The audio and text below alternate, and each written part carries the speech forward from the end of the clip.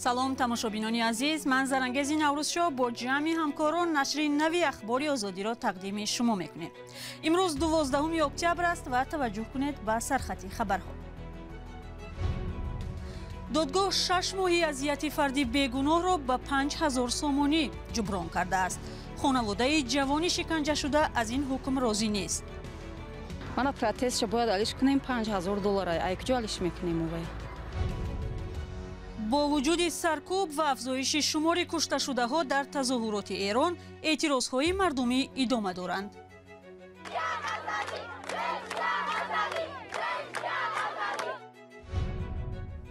ва ҳосили анори фаровон кишоварзони хатлониро хушҳол ва ба даромади бештар умедвор кардааст.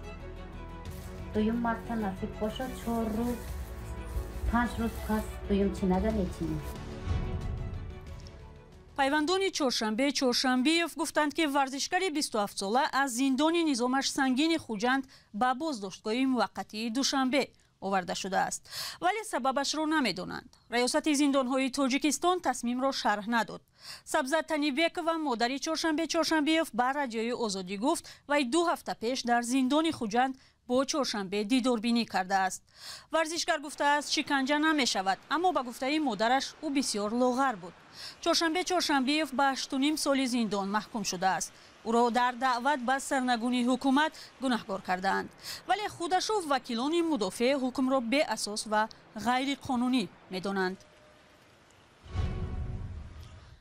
аммо як маҳбуси собиқ баъди баромадан ба озодӣ барои бегуноҳ боздошту шиканҷа шуданаш аз мақомот 400 000 сомонӣ ҷубронпулӣ талаб кард. додгоҳ пас аз баррасии аризаи ӯ ҳукм кард ки вазорати корҳои дохилии Тоҷикистон ба вай 5000 сомонӣ товон диҳад. қароре ки ба гуфтаи хонаводаи Ҳасан Ёдгоров наметавонад 6 моҳ азоби ӯ дар зиндон ва шиканҷаву зарари расида ба сиҳатиашро ҷуброн кунад. дар бораи ин қазия Алишер Зарифӣ ва Амир Исоев гузориш доранд. хонаводаи Ҳасан Ёдгоров аз ҳукми додгоҳи ноҳияи Исмоили Сомонии Душанбе изҳори норизоятӣ кардааст. ин хонавода моҳи апрели имсол барои осеби расида аз шиканҷаи маъмурони милиса аз вазорати умури дохилии Тоҷикистон 400 000 сомонӣ ҷуброн талаб карда буд, вале додгоҳ бо қарори ниҳоии худ танҳо 5000 сомонӣ ҷуброн таъин кард. мо дар вай суд баровардагӣ розӣ нестем, барое ки 6 моҳ 8 рӯзи шиштагиша вай накардам. 5000 чӣ дар кора? духтарчаем касалӣ шуд, хуштоманам касал шуд, шавҳарам явора маюб шуд. 5000 ба кӣ чӣ кор кара мешавад? ҳечи. мана протестша бояд алиш кунем $5000. ай куҷо алиш мекунем овая? Ҳасан Ёдгоров соли 2017 бо иттиҳоми куштор боздошт шуда, пас аз 8 моҳ баъди ёфтани қотили асосӣ ӯро раҳо карданд. вай борҳо таъкид намудааст ки зери шиканҷаи сахти кормандони милиса маҷбур шуд ҷиноятро ба гардан гирад. хонаводааш мегӯяд ӯ то ҳол аз таъсири шиканҷа азият мекашад. мо ай духтури су нестем. задагӣ маим шудагӣ фақат личени балниса. фақат балниса катем. хуб азоб кашидем ака.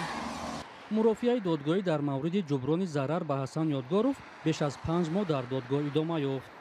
дар додгоҳи ноҳияи Исмоили Сомонӣ шаҳри Душанбе ҷузъиёти парвандаи баҳси Ҳасан Ёдгоровро дар мавриди талаби ҷуброни зарар аз вазорати умури дохилии Тоҷикистон шарҳ надоданд. дар ин ниҳод гуфтанд ҳукми додгоҳ то ҳол эътибори қонунӣ нагирифтааст, бинобар ин дар ин бора наметавонанд суҳбат кунанд. хонаводаи Ҳасан Ёдгоров ки аз ҳукм норозианд, ният доранд аз болои ин ҳукм ба зинаҳои болоии додгоҳӣ шикояти кассатсионӣ баранд. додгоҳи олии Тоҷикистон соли гузашта 3 афсари милисаро барои шиканҷаи Ҳасан Ёдгоров аз 10 то 13 сол маҳкум ба зиндон кард. маъмурони милиса ҳангоми мурофиаҳои додгоҳӣ даст доштани худро дар шиканҷаву азияти ӯ рад мекарданд, вале он замон муфаттишон гуфта буданд осори шиканҷа дар бадани ин сокини 38 солаи шаҳри Турсунзода дида мешавад. созмони ҳуқуқи башари Эрон ки дар Осло қароргоҳ дорад, рӯзи 12 октябр гуфт ки дар ҷараёни саркӯби тазоҳуроти зидди ҳукуматӣ дар ин кишвар 201 нафар аз ҷумла 23 кӯдак кушта шуданд. тазоҳурот дар Эрон 3 ҳафта боз бо шиёри зан, зиндагӣ ва озодӣ идома дорад. эътироз баъди он оғоз ёфт ки пулиси ахлоқ як духтари эрониро барои нодуруст пӯшидани ҳиҷоб дастгир кард ва сипас ҷасадашро ба хешовандонаш супурд. ҳамкорам Тоҳири Сафар нигоҳе дошт ба тазоҳуроти идомадор дар шаҳрҳои гуногуни Эрон.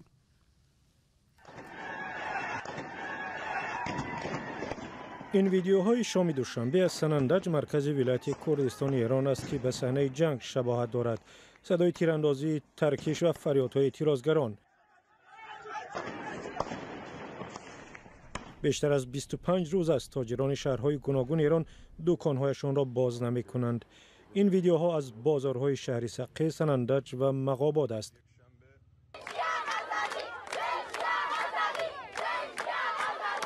روز دوشنبه هم مثل روزهای قبلی اکثر از دانش آموزان این شهرها اعتراض کردند.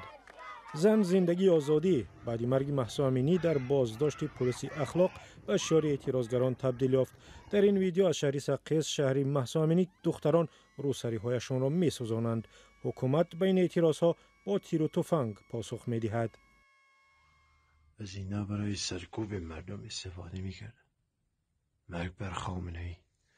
شامگاه دوشنبه سازمان عفو بین الملل با انتشار این ویدیو از سرکوب گسترده تظاهرگران در سنندج هشدار داد و گفت مقامات جمهوری اسلامی برای پنهان کردن جنایت‌های خود به قطع دسترسی به اینترنت و شبکه‌های اجتماعی ادامه می‌دهند. نتبلاکس یک نهاد مستقل که برای بررسی وضع اینترنت در جهان است، روز چهارشنبه از قطع دسترسی به اینترنت در ایران خبر داد. همزمان نهادهای مستقل حمایت از حقوق بشر درباره سفربری نیروهای بیشتری حکومتی به سنندج صحبت می‌کنند. ویدیوهای از پایان آمدن نیروهای امنیتی در این شهر نشر شد. در حالی که مقامات سیاسی و امنیتی ایران استفاده از سلاح از طرف ماموران امنیتی را انکار می‌کنند، ویدیوهای زیادی از استفاده تفنگ توسط نیروهای امنیتی و انتظامی نشر شده است. مثلا اینجا در تهران در اطراف دانشگاه شریف و اینجا در خیابان‌های شهری سنندج.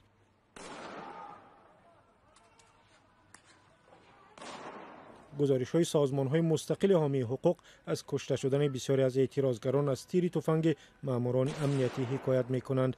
سازمان حقوق بشر ایران روز 12 اکتبر گفت در جریان سرکوب تظاهرات 201 نفر کشته شدند و کمش 24 نفر کودک هستند.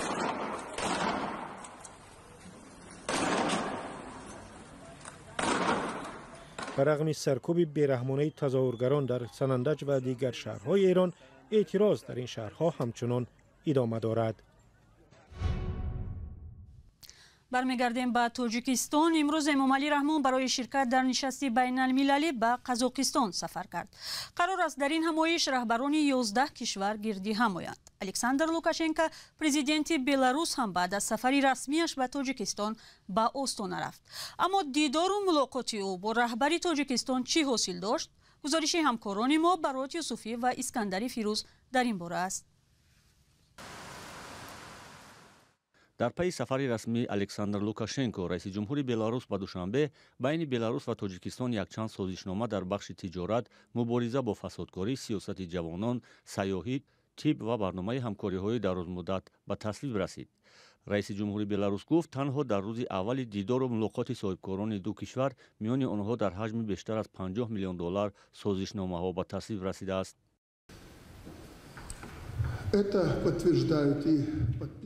این رو همچون سازشنامه و قراردادهای تجارتی به تصویب رسیده تایید می‌کند.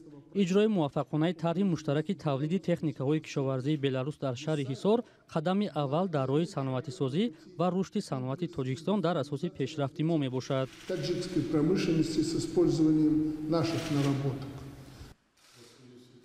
امامعلی رحمان رئیس جمهوری تاجیکستان پس از دیدار و ملاقات با همتای بلاروسی خود گفت تبادل مال و کالا میان این دو کشور در حال افزایش قابل ملاحظه است.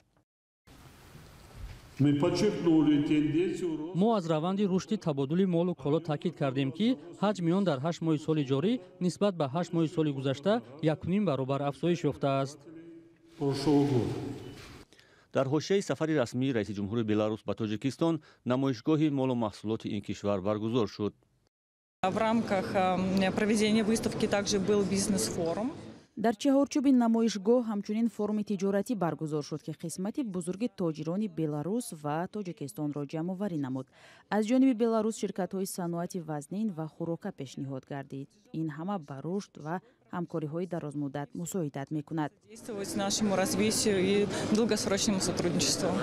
таҳлилгарони тоҷик ҳадафи сафари ҳайати беларус бо раҳбарии раиси ҷумҳур Александр Лукашенко ба Тоҷикистонро дар сояи таҳримҳои ғарб ба намоиш гузоштани рушди ҳамкорӣ бо кишварҳои дӯст ва пайдо кардани бозорҳои нав барои молу маҳсулоти таҳримшудааш медонанд. ин як гӯем агар сафари имиҷсозӣ буд, чун он миқдори шартномаҳое ки бо Тоҷикистон бастанд дар ҳудуди баъзеҳо гуфтанд 46 миллион, баъзеҳо гуфтанд 80 миллион, дар ҳудуди 80 миллион ам бошад, агар он барои чунин як сафари расмӣ ҳеҷ аст. таҳлилгарони дигар бар инанд ки Тоҷикистон иқтисоди бузург надорад ва тиҷораташ ҳам бо Беларус чандон бузург нест ва кишварҳои ғарб намехоҳанд ба Тоҷикистон ҳам барои ҳамкорӣ бо Беларус таҳримҳо ҷорӣ кунанд.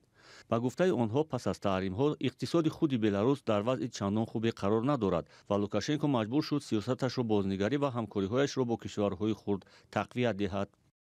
تاثیر اصلا چونکه بیروسیتا موضوع شد که با روسیه نزدیکتر شد برای راه گریز نیست چونکه انتخابات گذراندن در کار برای مخالفین فضا دادن در کار که هرگز راضی نمیشد که حکومت را از دست میده. соли гузаштаи 2021 табодули мол коло миёни Тоҷикистон ва Русия 126 миллион доллар будааст.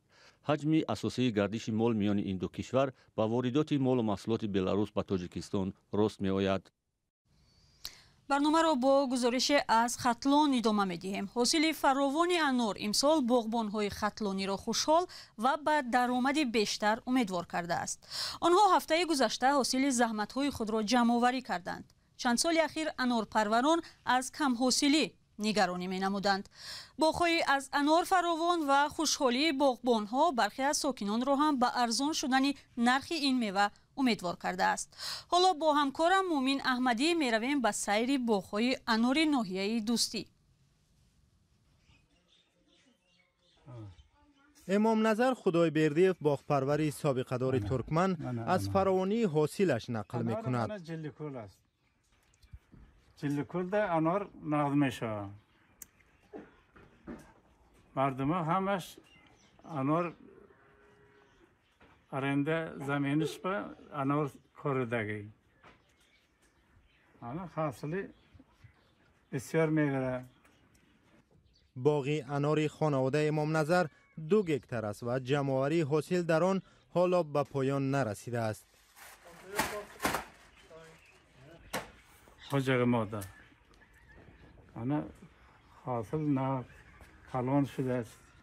این دویم چی نگه؟ اوغلبخت ارگشه و نیز باغی بزرگی انار دارد و حاصل باغ را جمع آورده برای زمستان ذخیره کرده است تا با قیمت بلندتر بفروشد.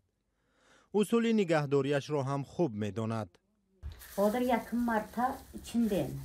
Duyum Mart'a nasip boşa 4 روز 5 روز پس duyum çineden içini. بسیاری از ساکنان جماعت گردی گلمرادوف در ناحیه دوستی انارپرور هستند. پرورش این میوه شیرین و سرخریدار آسان نیست. خرج کم هم ندارد. چوب تازه میکنم اینجا اون کرم میخوره همه پسودسته انار اینجا همه تازه میکنم انار همه تازه میکنم. ناحیه دوستی در ولایت ختلان بیش از 200 گکتر باغی انار دارد و حاصل آن را در داخل و خارج میفروشند. 1 کیلوی آن در بازارهای وادی وخش از 8 تا 10 سومانی یا تقریباً $1 ارزش دارد. باغداران میگویند که با سبب حاصل فراوان ممکن است قیمت انار هم پایین بیاید. و شرکت برق توجیک لیمیت یا محدودیت نیروی برق در تاجیکستان را اعلام کرد. این شرکت در خبرنامه روز 12 اکتبر گفت نمیخواهد مردم بی برق ماند ولی وضعیت همین را تقاضا میکند. این آخرین خبر در برنامه امروز بود. اخباری بیشتر از این را در سامانه آزادی و فیسبوک و یوتیوب و توییتر پیدا کنید. تا برنامه‌های دیگر خدا نگهدار.